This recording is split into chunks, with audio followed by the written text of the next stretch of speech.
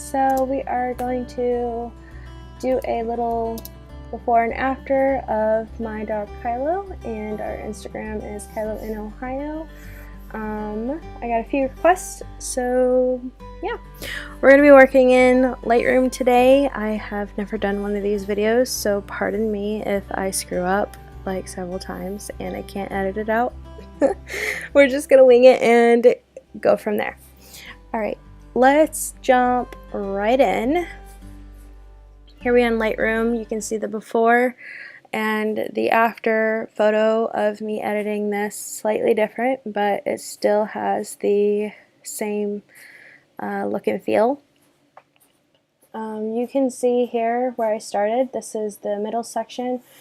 It's a three-step process, so this is the second process or the second step, and then the original file straight out of the camera is this one.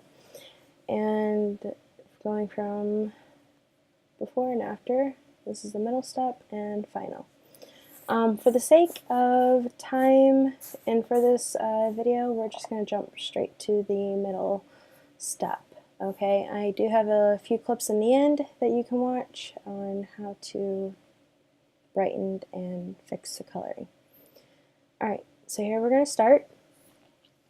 Let's see. We're going to work with curves today, and this is like this area of where I'm going to work, and histogram and brushes. Alright, so this is where we're going to be playing with in Lightroom. Over here. Let's get started. First things first is after you brighten up your image, I am going to test out the spot removal tool. Normally never use spot removal in Lightroom, but here I'm going to just test it out and see if it looks okay. Typically I would just open up Photoshop and do it, but I don't know. This is not too bad. Yeah, it's not too bad. It's up for my liking. It's pretty similar. You can probably wiggle around, play with it, and get it to like what you're looking for. Right, and then next I am going to work with my brushes. I often always work with my brushes, and I always do this for Kylo. I brush over his blacks to bring out his accents, because most of the time it does get pretty washed out, and that's a little extreme, so I'm going to just brighten it up. You can go high, low, and I find a easy medium. And then next you can focus on the whites. Sometimes his whites are pretty blown out, but I think they're okay here. And so let's do the eyes. This is a custom brush I use for Kylo's eyes, and it is pretty vibrant at first, so you really have to like tone it down. I usually mess with the saturation or bring down the temp. In this case I need to bring it back up because it's a little too much.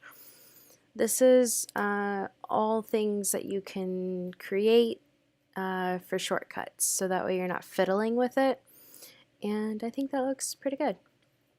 So next thing I do is, since I'm touching up the eyes, I'm going to go ahead and bring it into Photoshop.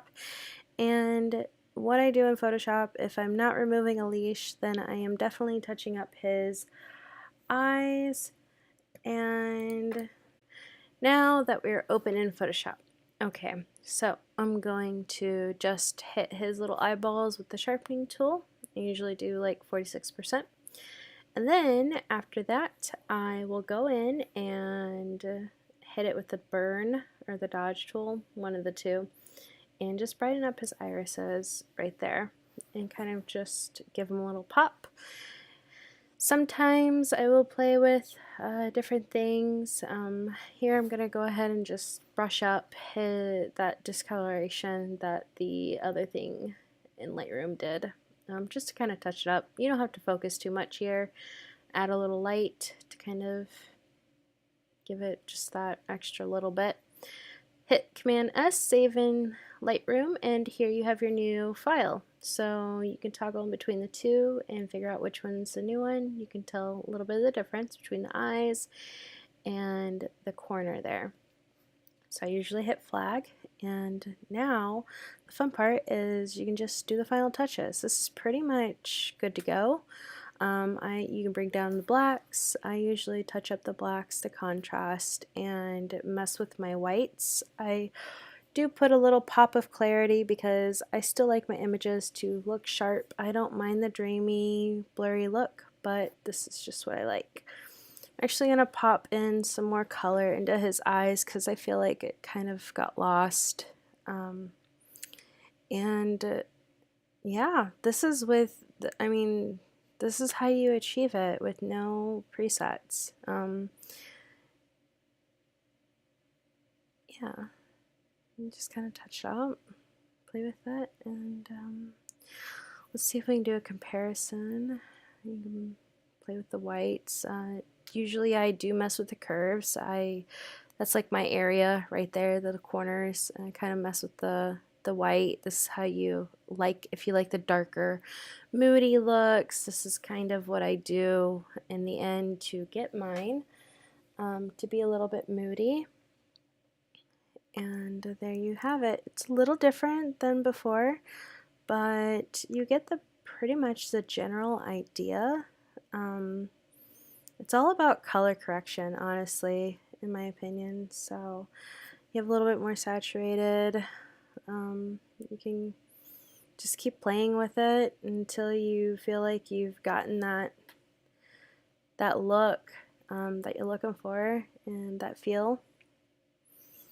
I almost actually like my new edited image a little bit more than the last one. So here you can see a really drastic change. I'll do another tutorial, but that was before. Like, it's a perfectly same example, you know. So here's a very quick edit of this one. Same setting, same time. You just, you know, bump up the exposure, bring down the temp, even it out, touch your curves, and look at the difference right there.